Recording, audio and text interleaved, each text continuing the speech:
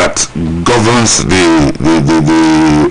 Niger River Commission, nobody thought. Even Buhari as the leader, because he had affinity with what we call it, Niger. But it doesn't. A leader will come who doesn't know Joseph. A king will come who doesn't know Joseph. Another king knows Joseph.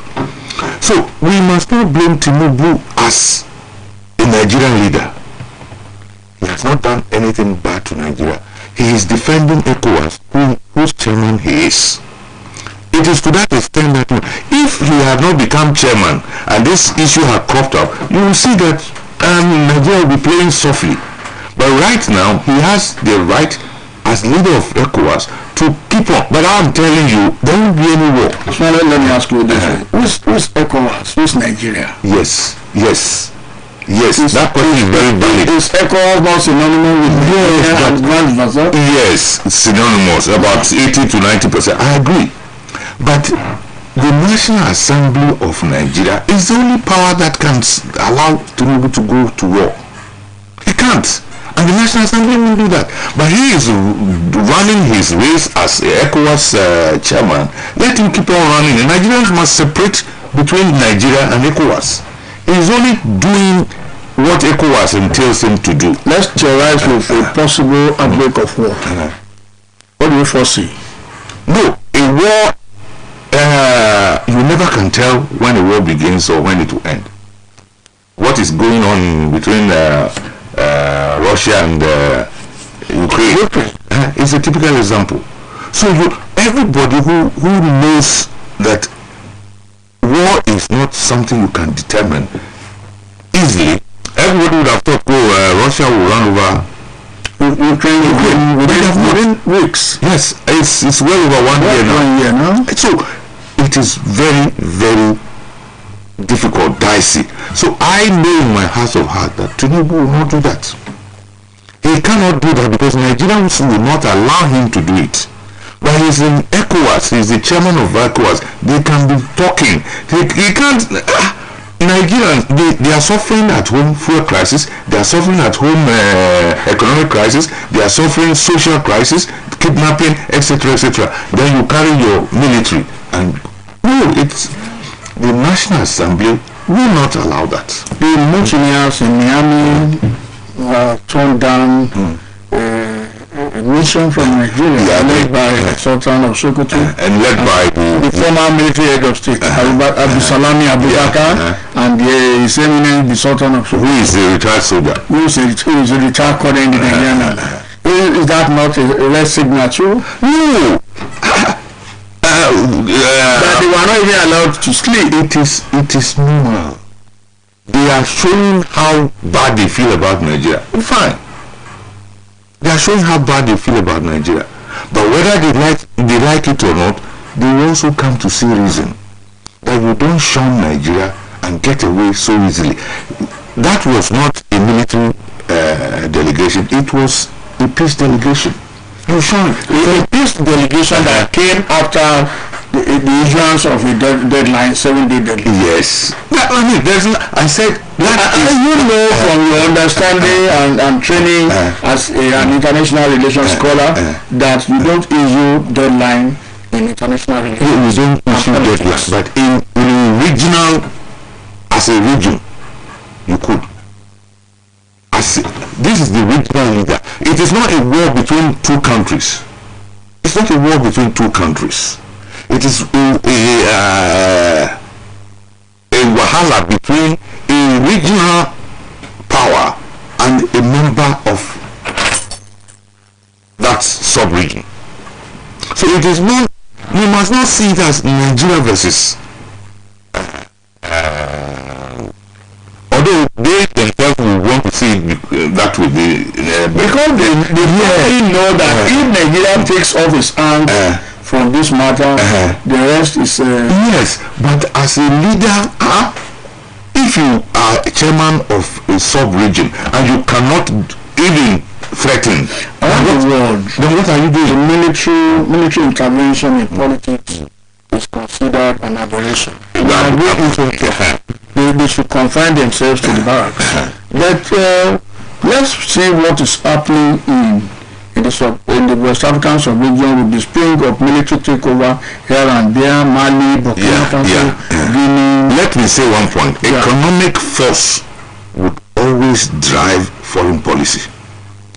Economic force or forces will drive foreign policy. So this is Nigeria that hasn't got money to float around. The economic reality in Nigeria today will drive its foreign policy. That's not ECOWAS. ECOWAS, you must be seen to be saying one or two things, but the Nigeria that must feed ECOWAS hasn't got that money. That is the reason I put it to you that who's Nigeria, who's ECOWAS. Yeah, but we know what Nigeria did and what we suffered when the military were around. When we went to Liberia, we had money. And we had money. Now we don't have that kind of attitude. Tinubu cannot go to war unilaterally. As the president of Nigeria, he has to take permission from the National Assembly. Are you not constituents of Nigeria, the National Assembly member? Yes, Nigerians have already started crying. So I know that they can't be a war, but they must be seen to be doing what must be done. I put a question to you earlier. The way we are having military takeover, who was responsible? Bad governance. As the man in Niger claimed. That is what happens everywhere. There is bad governance. Is there not bad governance in Nigeria? There is. There has always been bad governance. So, when you are pushed to the wall, the people, and of course too, sometimes it is much later that you come to find why some of these things took place. We have read and found that the president of the coup leader, they were about finding a way of removing him from power. Okay. The same thing took place where? Even in our own country here. At the point in time, Ibrahim Babangida was being penciled down when he was not yet president. Was being penciled down for a sack in the army. So we read and so we hear. So he took an advantage of it. So it is not always that because of bad governance. Individual, personal ego and interest also comes in. This one I see is the ego. Yes, the ego, Nigeria versus Niger. Somebody said between blood and water. That's like what Dr. Lasisi Olagunjo said. Yeah, we are related. They are Fulanis in the north. They are Fulanis in yes, bad governance. They want to improve on the quality of life of the people. That's why the military have struck in Nigeria. Let's wait and the people are now supporting them openly. Yes, which means that the Austrian president is not popular. This is not the first time you see people supporting Africans, supporting military regimes. 6 months, 1 year, they cry again. We have done it in Nigeria. We have suffered it. They did it in Ghana. They did it at a point in time in the 1970s. A military coup was everywhere. Which country got better out of it? Which country? Which African country got better out of? We who are planning, Ghana is trying to sustain democracy. Nigeria is trying to sustain. We are getting better and better. But it takes time. That is why I have a strong feeling that it can. But you see, Nigerians must not forget the fact that the Nigerians did something much earlier in 2018 that disturbed the equilibrium. They didn't have show respect for us. When it comes like this, we tend to blame ourselves. When they started constructing that dam, did they consult Nigeria? It was the politics of blood and water, perhaps. Because if Buhari had been from other parts of the country, it could have said the Amadu Yusuf started at the detriment of your country. You had laws. The laws were clear. Nobody should construct that. That's what the law says. You constructed it. In fact, it is Nigeria that should have taken the lead in making sure that they don't have power. As it is now, if you are denying them power, people will complain because of the blood affinity. But it's not. We must separate regionalism from tribal center. Is Nigeria Niger? Is Niger Nigeria? two separate countries. One is had the colonial master from France. Put down the question again. Let me. Is Nigeria what? Nigeria. I will say we have Nigerians in Nigeria. We have Nigerians in Nigeria. Okay, whatever you want to call. I mean, you are the host of it. I agree with you. We have Nigerians in Nigeria. We have Nigerians in Nigeria. And to to chart. The immediate past president said that if it's not well treated in Nigeria, he will relocate to Nigeria. we have a bond. Now let's look at this. Where is France in all of this? The former the supposed colonial master. Yes, France will be watching. You see, you don't underrate these colonial powers. You don't underrate them. Time will come when I give the Nigerians another 2 years. Another person will come and take over, and he will carry his allegiance to. You see, the policy of assimilation that they had in the Francophone countries have made many of them black French people. They were ministers, junior ministers in the French government many years ago. It is there, but you see, the France had a stronghold on West African or colonies, former colonies, and I tell you, we have to be very watchful. By and by, you will see that all these Francophone, unless they are able to team up and be very recalcitrant and keep on going and going. I don't like some of the things that France did, the certain laws that they passed that makes them continue to oversee their colonial lands. But we are in Nigeria, we are Africans.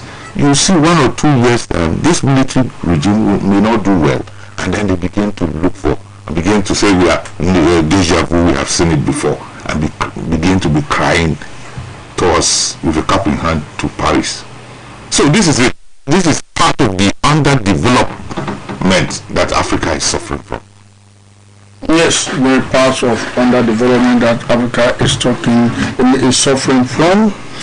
We need to improve on the level of governance. Yes, that is central. That is very, very central, and it's fundamental, because our leaders have always been selfish and myopic. All of them, African leaders.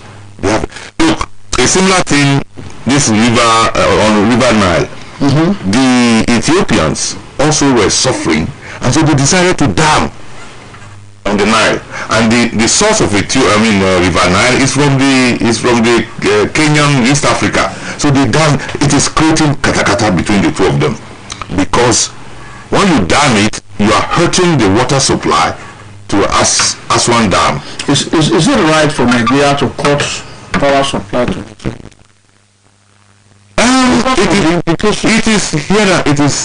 It is both sides. It is, you see, at the level of human relationship, we are brothers, and yes, you might say, don't cut it. But at the level of the regional power, you have to cut it. This is, I say, Nigerians must stop thinking this is a war essentially between Niger and Nigeria. That makes them Siamese twins. But they are different countries, and he belongs to. How I wish, maybe, very maybe, the West Africans saw that Niger might create a problem. That's why they appointed Tinubu to come and wield the power, because there's none amongst them who can do what he's doing now. So maybe they had an inkling that there could be a coup. And in international relations and politics, what matters most is the national interest. National interest. Will this serve Nigerians' national interest better? Look, national interests. I said, when they did their own life of your country, you see, because we allow certain things to happen. Even if Niger poisons the river Niger from behind, the whole of aquatic life of Nigeria will be grounded.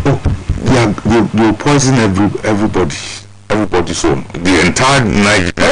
If we begin to retaliate that you cut my life, supply to me, I poison the river that flows from my country. You see, it's not only Nigeria that takes supply from. You will be creating problems for, and the United Nations won't allow something like that. The whole, it is not only Nigeria that suffers when you down it from. Every part of all these about 8 countries, yes, they will suffer, and so a leader can go to The Hague. It's more or less a war crime. Eventually, somebody advises that we face our internal problem. No, we will face the internal problem, but he is the leader of the sub-region, and so we must be seen. I am telling you, and I want to assure Nigerians, there won't be war, because I don't support the war, but the fact is that Nigerians don't want war. The National Assembly won't accept it, but the ECOWAS chairman must sing a war tune to threaten those... and he must be mindful of the national interest in everything. Yeah, he would. Yes, I should be thanking you for coming on the program this morning, Mr. Smollett. I want to thank you most sincerely. Thank you. And wish you well. Our girls are doing fine. I don't know. Our girls are doing fine the Falcon, Nigeria, yes. Well, England. Before we came in, we hope to have a nice result because we don't know what we are playing now. Yeah. But before we came into the studio, we were doing fine. And of course, the time is almost off completely. Tunji Ojo, thanks for being there. Until next Monday, Babatunde Oguntomi is my name. I say God bless you.